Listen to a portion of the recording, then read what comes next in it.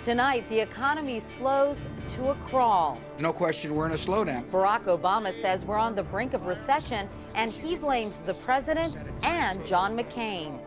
I'm Katie Couric. Also tonight, for the record, Senators Clinton and Obama have challenged each other on what they've done and haven't done, so we take a closer look. How tens of thousands may have been exposed to hepatitis in a single medical clinic.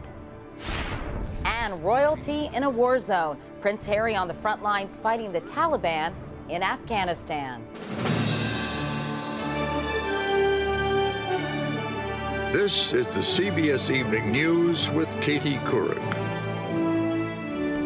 Good evening, everyone. President Bush says there is no doubt about it. The economy is in a slowdown. And here's the proof. The government reported today that the economy was growing in the final quarter of 2007 at an annual rate of just 0.6%. How much of a slowdown is that? Well, in the previous quarter, the economy grew more than 8 times as rapidly, a healthy 4.9%. Bill Plant is at the White House. Bill, is anyone there saying the R word? Oh, no, not around here, Katie. But after today's near halt in the economy and the record high price of crude oil, over $102 a barrel, the word recession is being heard elsewhere. But President Bush continues to insist that the picture's not really that bad. I don't think we're headed to recession, but no question we're in a slowdown, and that's why we acted strongly. Mr. Bush is counting on tax rebates from his stimulus package to boost the economy. So, yeah, there's a lot of uncertainty, and I'm concerned about the uncertainty. Hopefully this pro-growth package will help. But the collapse of the housing market may have put the economy beyond the reach of the stimulus spending, which won't reach taxpayers until May. We're talking about the collapse of an $8 trillion housing bubble, and that's a huge hit to the economy. Federal Reserve Chairman Bernanke went so far today as to warn that the mortgage crisis could cause some smaller banks to fail. The president is at odds with Democrats in the Senate over laws to help strapped homeowners. Fortunately, the Senate is considering legislation that would do more to bail out lenders and speculators than to help American families keep their homes. A question about gas prices, already now high and headed higher, seemed to catch the president off guard. Wait a minute, what did you just say? A number of analysts are predicting $4 a gallon gasoline this spring. That's interesting. I hadn't heard that. Yes, sir. Yeah. I know it's high now. Some economists and members of Congress are convinced that the economy already needs a second spending boost. Not the president. He said today, just let stimulus package 1 kick in. Problem is, we won't know the results for months. Katie? Bill Plant at the White House tonight. Bill, thank you. The economic slowdown has fast become the key issue in this presidential campaign, with big primaries coming up in Texas and Ohio. Democrat Barack Obama left no doubt today where he believes the blame belongs. Jim Axelrod is in Houston tonight, and Jim, Obama is targeting not one person, but 2, right?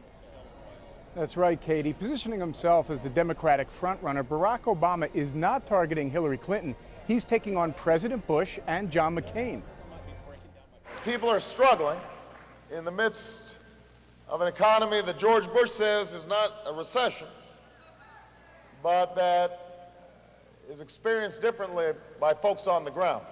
Obama said the economy's on the brink of a recession, blaming the man who's got the job he wants and the likely Republican nominee.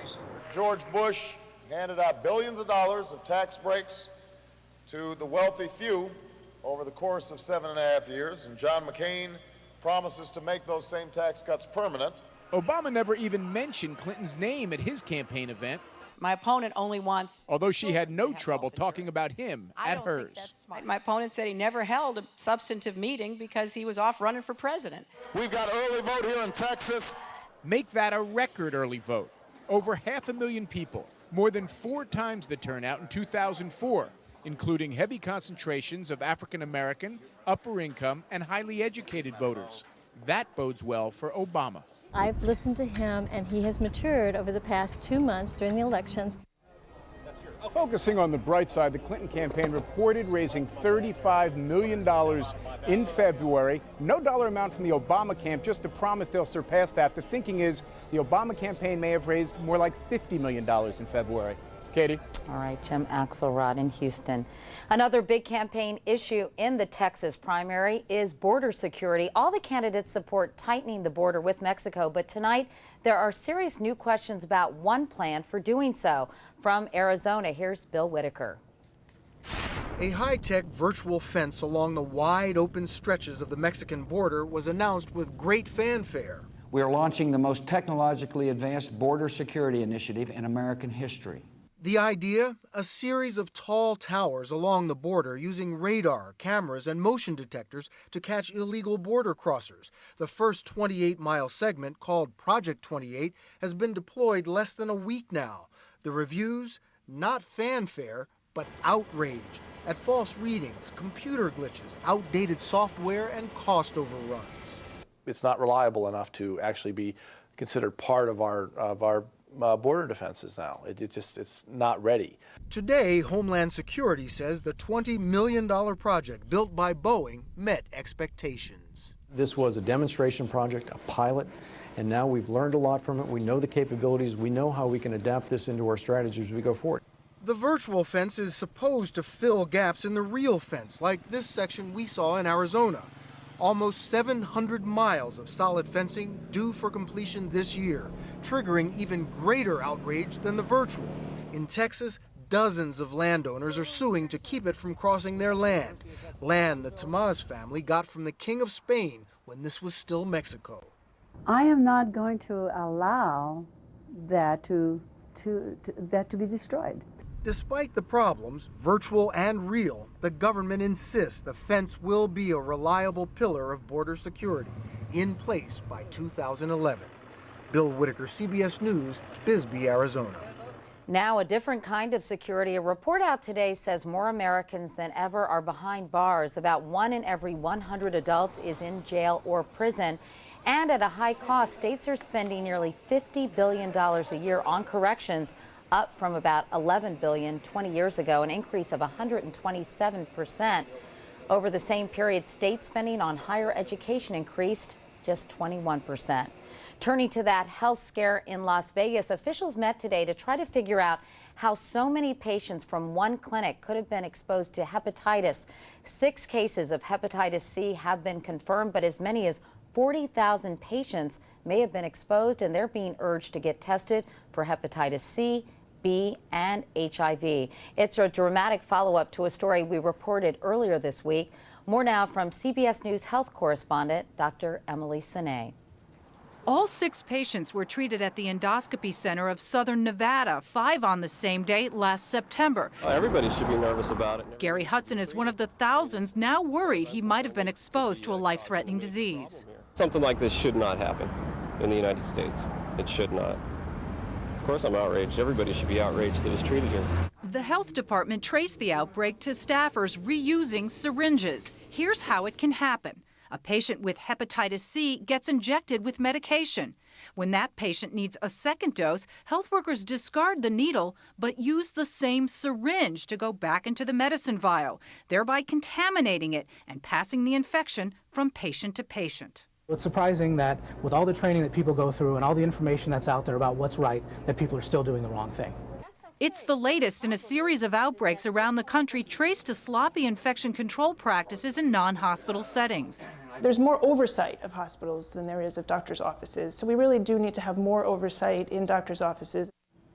Public health officials are especially concerned because more and more procedures are now being done in clinics that were previously done in hospitals, Katie, where there's so much more oversight. And so what safeguards can be put in place for that reason, since they're being done in non-hospital settings? Exactly. Well, you know, the real issue is going to come down to the same type of oversight that's being done in hospitals, moving that to outpatient settings. We're talking about accreditation, just like hospitals have to be accredited. New York State has just passed the toughest law that will require doctors to have accreditation if they're going to do these type of anesthesia procedures in their office. And not only that, they're going to have to report adverse events of the type that we see here. 25 other states have other similar types of regulations, but obviously more needs to be done. Well, I hope so, because it's pretty scary. It Dr. is. Emily I'm Sine, afraid. thanks so much. There is much more CBS News ahead, including the prince in harm's way. Prince Harry goes to war. But up next, the rhetoric versus the record, a closer look at Senators Clinton and Obama in a special series called For the Record.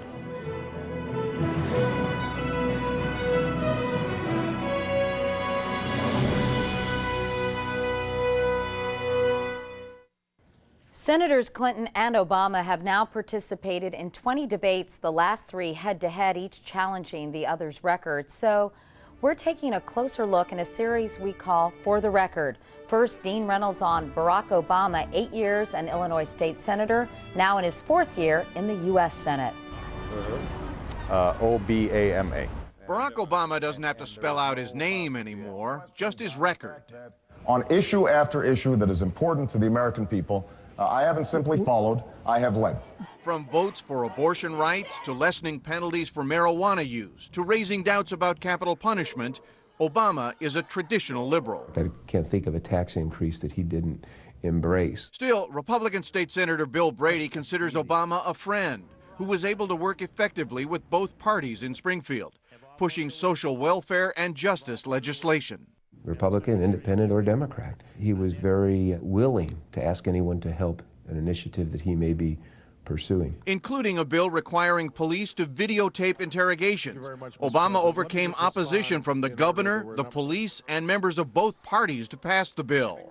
But there was something else about his time in Springfield. Out of more than 4,000 votes, Obama voted present, that's the yellow button on the right, some 129 times. A cop-out, say his critics. That's not yes, that's not no, that's maybe. You please proceed, Senator Obama. Obama even voted present on a bill involving sexual abuse that he had sponsored himself, saying he discovered legal questions after its introduction.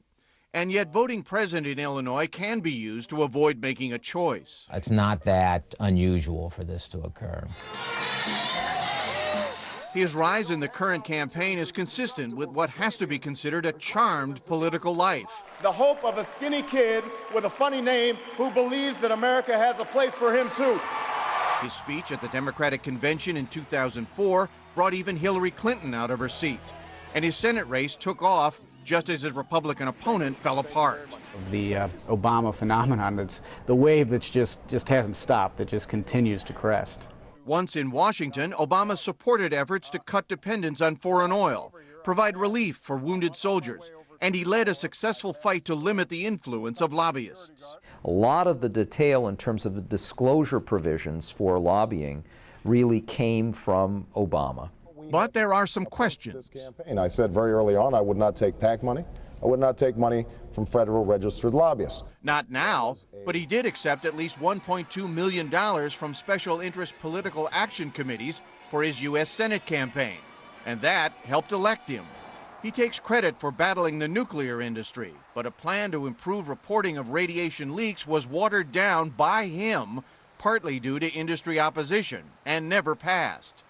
Employees and officials of Exelon, one of the companies involved, contributed almost $270,000 to his presidential and Senate campaigns. With respect to our nuclear program. Obama is a member of the Senate Foreign Relations Committee, but he's been absent a lot and has yet to meet the leaders of Britain, Germany, Russia, or even Canada, according to his staff. Because he is so new to the national scene, questions persist about Barack Obama's identity, who he really is. Questions his political opponents will be only too happy to answer this fall. Thank you. No flag pin on his lapel, no hand on his heart that one time. Opponents call it unpatriotic. Is he a Muslim? The whispering persists no matter how often Obama debunks it. I've been going to the same church for 20 years, praising Jesus. That church is the Trinity United Church of Christ. Self-described as unashamedly black with an emphasis on African culture, the church has been targeted by critics who call it separatist, racist, and anti-Israel. I consistently have not only befriended the Jewish community, not only have I been strong on Israel, but more importantly, I've been willing to speak out even when it's not comfortable. Obama has said the church's former pastor and his spiritual mentor, Jeremiah Wright, is like an old uncle who sometimes will say things I don't agree with. Among Wright's pronouncements, that racism is how this country was founded and how this country is still run. A church-related publication saluted Nation of Islam minister Louis Farrakhan, a well-known anti-Semite, who in turn has praised Obama's candidacy as recently as last Sunday. I love that, brother. A gesture Obama rejected Tuesday night after some prodding. There's no formal offer of help from Minister Farrakhan that would involve me rejecting it. But if the word reject, Senator Clinton feels is stronger than the word denounce, then I'm happy to concede the point. And I would reject and denounce. Obama's long association with a now indicted developer named Tony Rezko could be a liability. An Obama fundraiser from the early 90s, Rezko goes on trial for fraud next week. But his unsavory reputation was well known for years. So it raised eyebrows when Obama and Rezko's wife, Rita, bought property next to each other on Chicago's South Side on the very same day in 2005, even though by then, Tony Rezko was under federal investigation. But no one has charged Obama with wrongdoing, something he has been quick to point out. Nobody has indicated that in any way were we connected, was I connected with any of the things that he did. For good measure, Obama has given some $150,000 in Rezko-related campaign contributions to charity. But government watchdogs scratch their heads. So what we're left with is a question of, really, what was he thinking? And the warning signs to stay away were very clear. And Obama didn't heed them. Senator Obama was very slow to walk away from Tony Rezko. Could it come back to haunt him? If we have problems in this campaign, I suspect it's not going to be because of mistakes I've made in the past. I think it's going to be mistakes that I make in the future. His opponents will be waiting. Dean Reynolds, CBS News, Chicago. Meanwhile, Hillary Clinton often talks about her 35 years of experience. Tomorrow we'll examine what she's done in that time in For the Record. And we'll be back right after this. Things are getting a lot more serious for baseball great Roger Clemens. The FBI today began investigating whether Clemens lied under oath to Congress when he denied taking steroids and human growth hormone. At that same congressional hearing, his former trainer Brian McNamee testified that Clemens had used both. Meanwhile, a warning tonight for parents about what's in your child's nursery. A new report says cribs, high chairs, and walkers sent over 66,000 kids to the ER in 2006. That's 6,600 more than the year before. Over 2 years, these products are blamed for 241 deaths, 40% from cribs, and more seriously, what's in them. Many of the children were suffocated by pillows, stuffed animals, and baby quilts. And another safety concern tonight, the government has put out an urgent warning to owners of Ford and Lincoln Mercury cars and light trucks who have ignored recall notices. They're being told to bring their vehicles to the dealer immediately. In certain models, a defect in the cruise control switch can set the engine on fire even when it's turned off.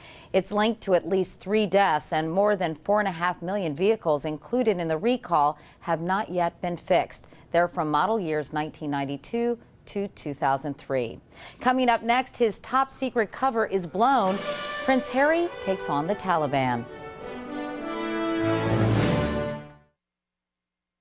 Clinton and Obama, they talked the talk. Did they walk the walk? CBS News takes a close look at both candidates' track records. Healthcare, the war in Iraq, fundraising, and voting records. Tomorrow, Hillary Clinton's true credentials. Our exclusive series For the Record continues tomorrow on the CBS Evening News with Katie Couric. Nearly 8,000 British troops are currently deployed in Afghanistan fighting the Taliban alongside U.S. and NATO forces. We close tonight with the story of one 23-year-old British soldier, arguably the most famous man in uniform, known to the military as Second Lieutenant Wales. Here's Mark Phillips.